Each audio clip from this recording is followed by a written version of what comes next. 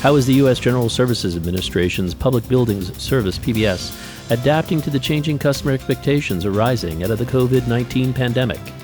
What is PBS doing to deliver innovative workspaces necessary to meet the varied mission of its federal agency customers? And how important are flexible workspaces and modular offices to today's federal agency leaders? I'll explore these questions and so much more with our very special guest, Dan Mathews, Commissioner of GSA's Public Buildings Service. So let's start off by learning more about your organization. Would you describe the mission and continued evolution of the U.S. General Services Administration's Public Buildings Service, PBS? Sure, I'd be happy to. It's the easiest way to think of it is two things, mission and money. So on the first hand, we provide real estate so agencies can deliver on their mission.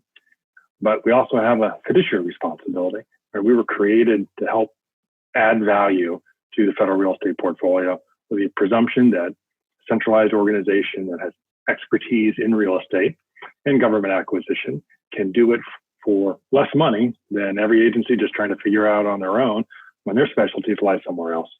So it's helping agencies achieve their mission by providing the real estate they need and doing it at a better value than they can for themselves, their mission, and the taxpayer. So Dan, I'd like to focus more on your specific responsibilities as Commissioner of the Public Buildings Service. What are your duties and responsibilities? And more importantly, could you tell us more about a week in the life of a PBS commissioner, and how does it support the overall mission of GSA? Right. So number one, I try and stay focused on the big picture. What are we trying to accomplish? What's our purpose? What's our mission? When I was hired, I was interviewed. They asked me, what would you do? I said, well, my goal would be to save $5 billion over the life of the transactions that we execute during the time that we would have there. To make a long story short, we've got excess capacity in our real estate portfolio. That creates an opportunity to restructure that portfolio so that's smaller, but better quality, better utilized, and more productive, so we can return value to the agencies and to the taxpayer. And so as a leader of this organization, you really need to focus and align the organization towards achieving that mission. And that's a full-time job. Keep the agency focused, direct the resources of the enterprise towards that. And then externally, the real challenge is to create those conditions where the Public Building Service can be successful. So you need to make sure you've got enough resources for your people to be able to execute the work, got the right technology so they can manage the buildings efficiently, manage that massive portfolio of both owned and leased properties. We manage lots of projects, billions of dollars of construction every year. You need the right IT to do that. You need the right training, right capabilities.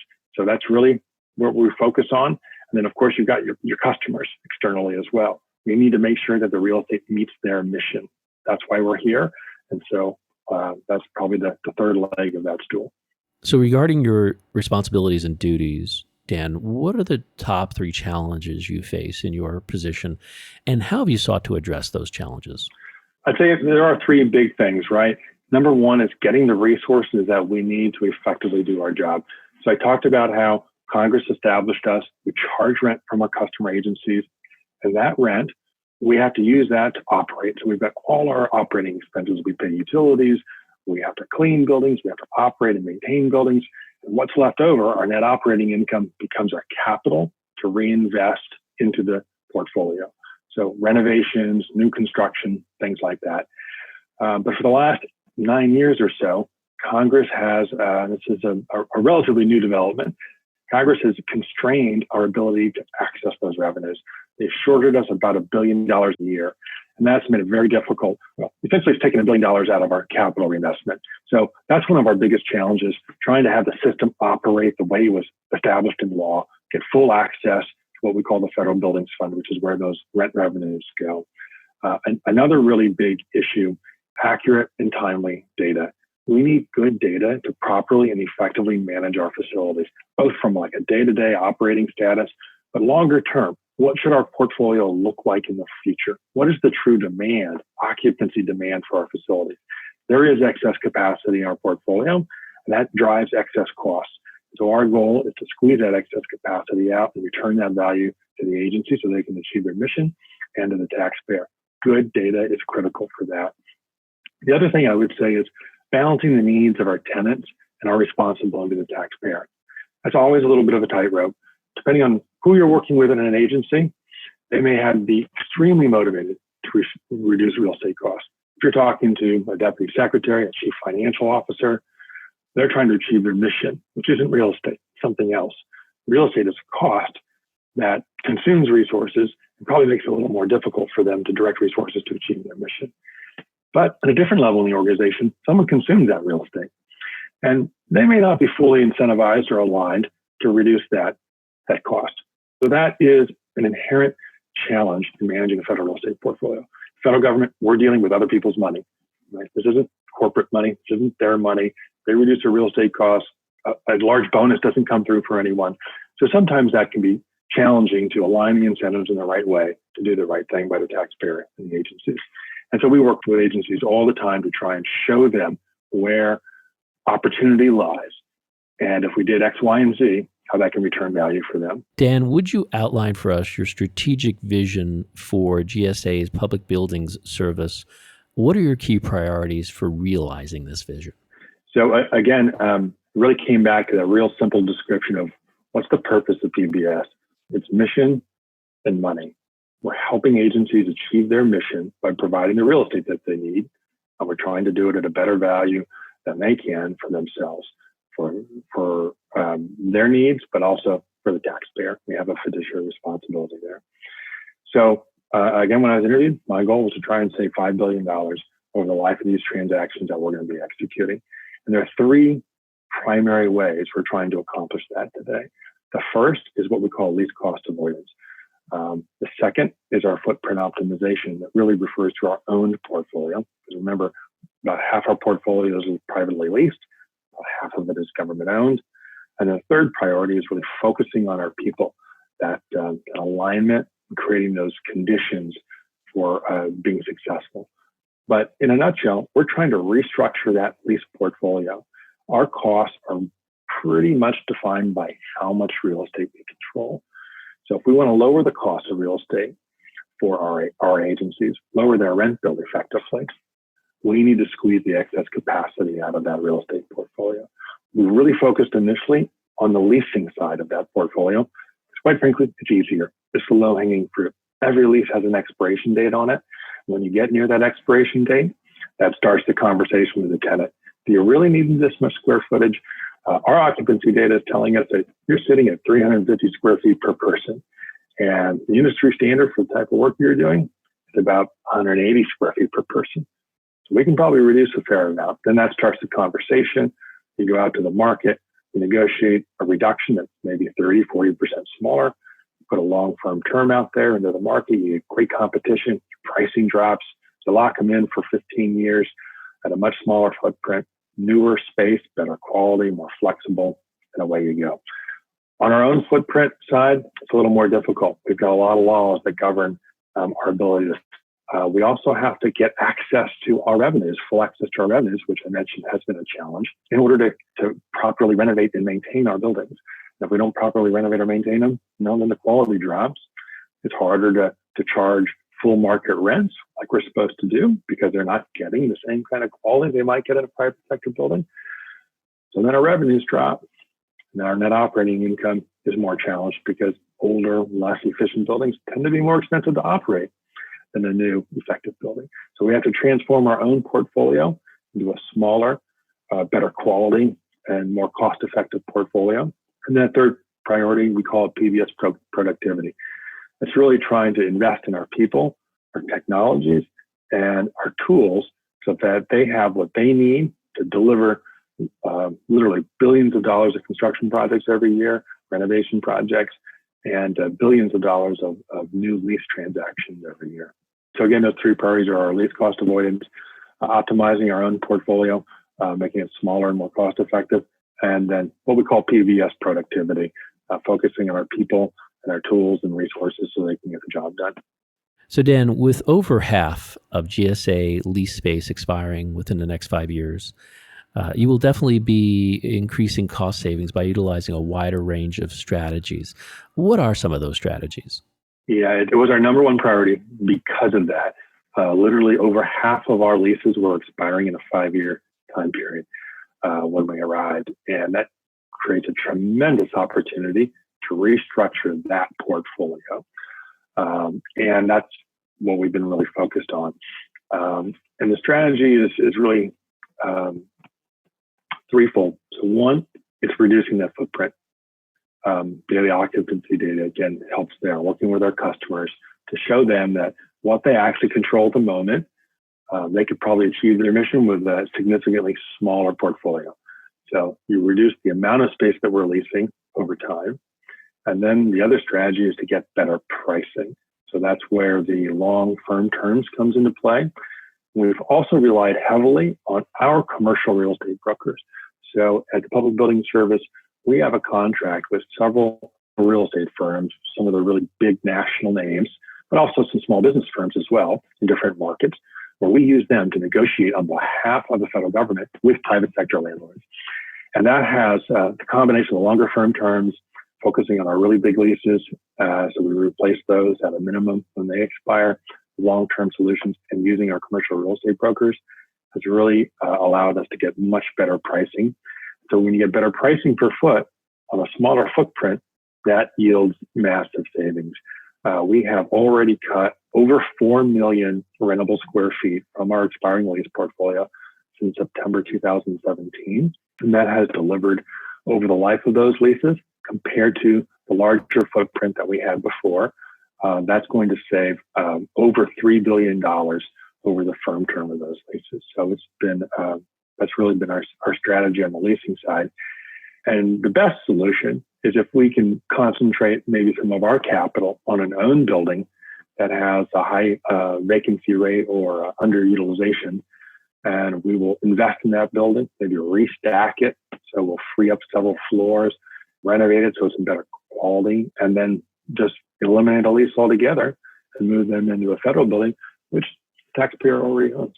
So, Dan, we would normally do this in person in our studio, but we are in the midst of a pandemic. And so I was wondering, how is PBS adapting to the changing customer expectations arising out of the COVID-19 pandemic? And more importantly, what type of new services will you be offering or looking to offer to your clients as they get back into the office, like sort of like occupancy tracking or improved air circulation? What are you doing? Sure. It's a great question. And I guess right off the bat, I would say PBS, GSA as a whole actually was able to respond to the new conditions of essentially mandatory telework for a large proportion of our workforce quite well. GSA has made an investment in IT technology over the years. We all have mobile devices. We don't use paper for the most part. So we were able to turn very quickly from an on-present in-facility type of presence to an out-of-facility, a remote work. Of course, we are in a real estate business, so we have people that are in buildings. They have to be in buildings to operate buildings. So about 10% of our workforce is on site, always has been. They never left. We've got critical facilities in the federal inventory. They have to stay open. Just think FEMA operation centers, HHS's operation centers, things like that. So we support those facilities. Longer term, though, or short term, I should say, some facilities have had to stay open because they're delivering really critical essential functions of the federal government. And so very early on, we enhanced our cleaning per CDC guidance, both in facilities on a routine basis, but also when you have a suspected or confirmed case of COVID-19 in the facility, we will then have enhanced cleaning, again, per CDC guidelines, so that those facilities can get back up and running as quickly as possible. We've also helped in a very, very quick fashion develop some sort of redundant duplicate facilities for some of those critical types of things that just can't go down, operation centers, things like that. We've also developed enhanced entry screening tools for agencies if they decide if they want to do that. Think temperature screening and various type of medical questionnaires before people are allowed entrance into a facility. We have some contracts in place and vehicles in place for agencies if they feel that's necessary for them. They can quickly implement that. We also can, we have daily occupancy sensors in a lot of facilities, but we also have the ability to install them pretty quickly if that would be helpful for agencies to ensure that they're not getting into a situation where if maybe, let's just say they're at phase 2, They may, in their phase 2 return to facilities plan, may have a 25 or 30% sort of occupancy ceiling. They don't want to exceed that while they're in a phase 2 environment. And so occupancy data can really help ensure that on a daily basis, they're tracking to see how close they're getting to that 30%. Do they need to give new guidance out to their employees? Or maybe they're finding that they're not anywhere close to 30%, and so they're able to socially distance effectively. So that type of information can be very useful. We understand that the PBS business model may be changing in ways that you did not necessarily envision 6 months ago. How is PBS preparing for a future where their clients may reduce their real estate footprint, and how will PBS align their fixed costs against reduced lease and rent revenues? That's a great question. The commercial real estate industry is very much struggling with these new realities right now. It's not just the federal government. But in the short term, right, it's really about managing occupancy. You want to keep the density down and keep socially distanced given your mission requirements. And so the types of things I already discussed are how we're doing that. But longer term, I think this giant experiment in telework is showing a lot of agencies and businesses, for that matter, what is possible. Productivity, if you're an organization that made investments in IT and sort of eliminating the connection to a paper-based process, those organizations are operating with pretty limited impacts on their productivity. And I think it's safe to say, if you look 2, 3, 4, 5 years into the future, there are going to be cost pressures on organizations, on government agencies. Budgets are going to be tight. And so agencies are going to have to make challenging choices about where they prioritize their resources.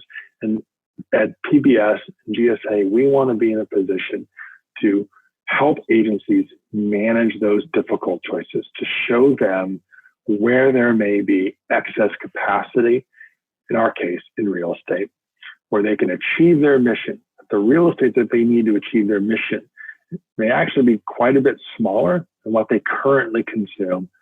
And by showing them that how to do that in terms of occupancy data, but also flexibility. I think agencies are, or this is again, private sector is doing the same thing. What will the real estate footprint look like if it's smaller? It probably will need to be more flexible, because oftentimes the reasons why people may need to come into the office, if they're able to work kind of heads down to be productive. So coming into the office, the primary purpose may be those types of collaborative activities that you don't get in a giant cubicle form. So the space that's laid out into the future may need to be more flexible to meet kind of their changing demands and requirements. And we can help them through that. There are lots of different ways to help manage that real estate portfolio so that it's smaller, but it's also more flexible to meet whatever their requirements are for in-purpose work in the future. So Dan, GSA always promotes the adoption of innovative workplace solutions. The industry trend of late has been towards open space layout.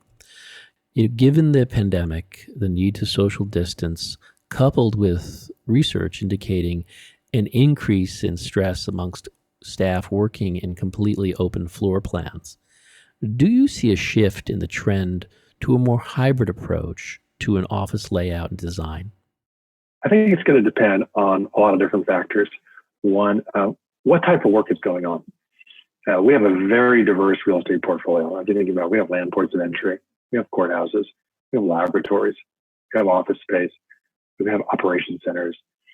So I think it will really depend a lot depending on the mission, the function that's actually taking place in the workspace. In some locations, and I think it's probably going to be the minority of locations, there may be a need for more space in order to maintain, at least in the short to midterm, while we're dealing with coronavirus, a greater social distancing. But I think in a lot of space, because the need to be in the office full time, I think it's been demonstrated that that might not be necessary. It can still be productive. That creates an opportunity to have less space overall because the actual in-person demand is less. But the only way you can achieve that reduction is if you break the link from an individual person to an individual workspace, a desk somewhere, an office. When you start unassigning seating, then your supply of seats just has to meet your peak demand, as opposed to your supply of seats have to meet the demand of every person that comes into the workplace at some point in time. That's really the key. That's where the private sector is probably quite a bit ahead of the government. They've understood that critical element. That allows them to reshape that portfolio. Some federal agencies have done that. GSA was a very early adopter of that. So look at our headquarters. Very few people have assigned seats. The vast majority of the workforce doesn't. We also have an open workspace. But what that does allow us to do, if you think about it, because people aren't assigned to a particular workspace, let's say you're going to go to 30% occupancy. Well, you don't want that 30% of the people all clustered into like one portion of the building. You want them to socially distance throughout the building.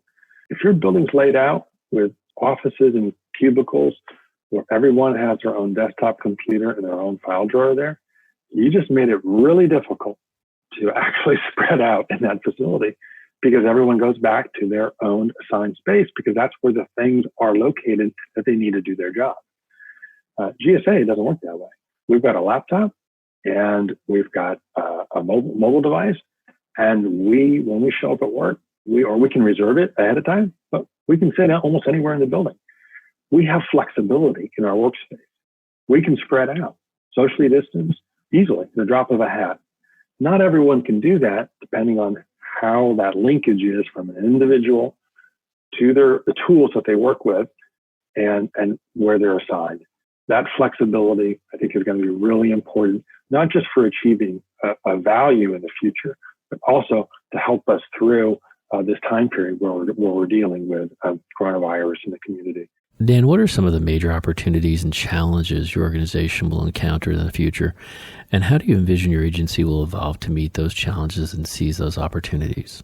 As the agencies probably realize they don't need as much real estate that they thought they did, on the privately leased section of that portfolio, it's a lot easier to let that space go over time. But if it's in our own portfolio, that's going to be more challenging. Again, the way we're set up, we have to operate like a business, meaning that we have to generate an operating profit in order to operate our facilities. So if a whole lot of space was returned really quickly, that could be challenging. And so we need to really stay in close communication with our tenants to understand what their needs are going to be in the future. And we need to be working to reposition our portfolio and use the tools that Congress gave us not too long ago to dispose of properties when we don't have a need for them, because we have to make all of that work and manage that shrinking demand, shrinking revenues, right? That's what that's going to mean over time. I think that's really quite likely. And we need to restructure that portfolio, both owned and leased, so that it's smaller, better quality, with fewer deferred capital liabilities. And it has to remain profitable. That's going to be a challenge. This has been the Business of Government Hour, a conversation with Dan Mathews, Commissioner of the Public Buildings Service at the U.S. General Services Administration. Subscribe, download, and listen to the entire interview at Podcast One, iTunes, or on your favorite podcast app, and always at businessofgovernment.org.